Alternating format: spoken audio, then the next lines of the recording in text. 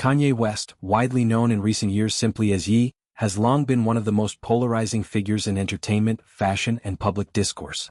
Since around 2020, his trajectory shifted dramatically, drawing intense scrutiny and backlash from fans, industry peers, and the wider public alike. Many observers described him during this period as having become something of a pariah within mainstream Hollywood and music circles.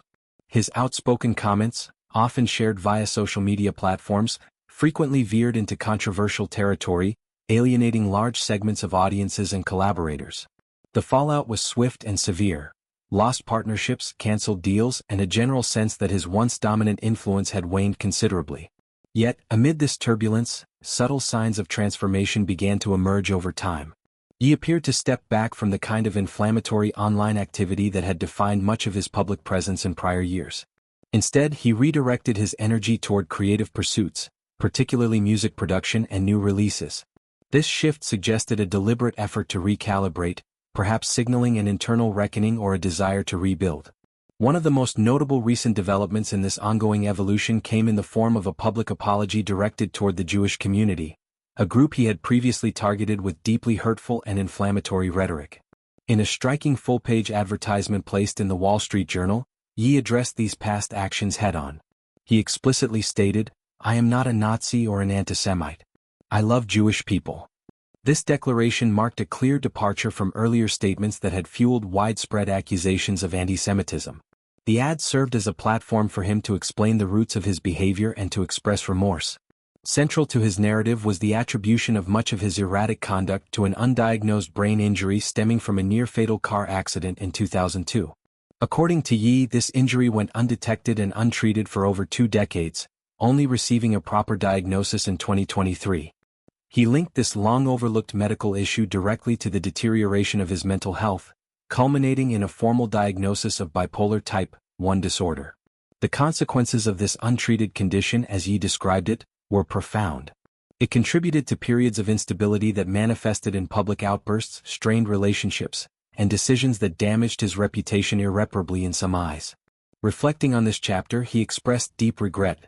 "I regret and am deeply mortified by my actions in that state, and am committed to accountability, treatment, and meaningful change."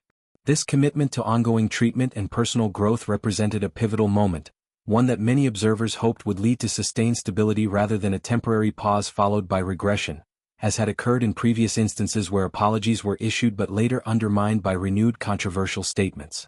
A key element in this turnaround, according to Ye himself, was the influence of his wife, Bianca Censori. He credited her explicitly with encouraging him to seek professional help at a critical juncture.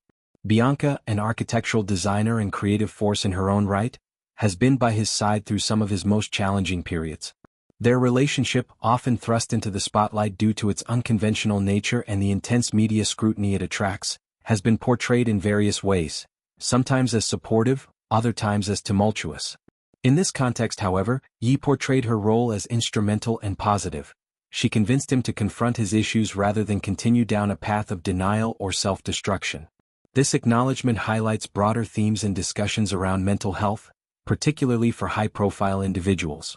Bipolar disorder, especially type 1, involves extreme mood swings that can include manic episodes characterized by heightened energy, impulsivity, grandiosity, and sometimes delusional thinking.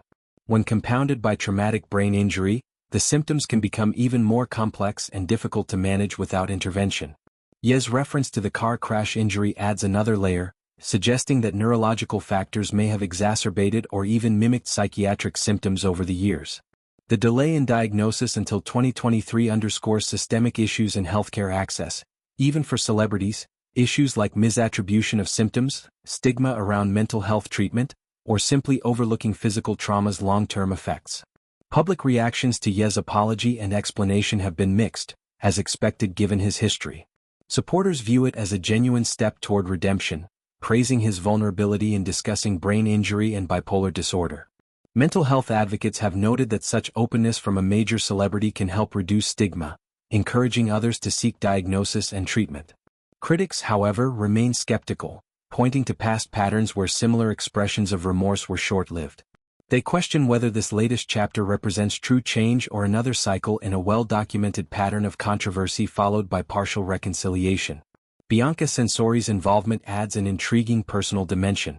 As someone who entered Ye's life during a particularly volatile phase, she has navigated immense public pressure while maintaining a relatively low profile in terms of direct media engagement. Her reported encouragement for him to pursue help speaks to the importance of supportive relationships in recovery processes. Partners, family members, or close friends often serve as catalysts for individuals with mental health challenges to acknowledge problems and commit to change.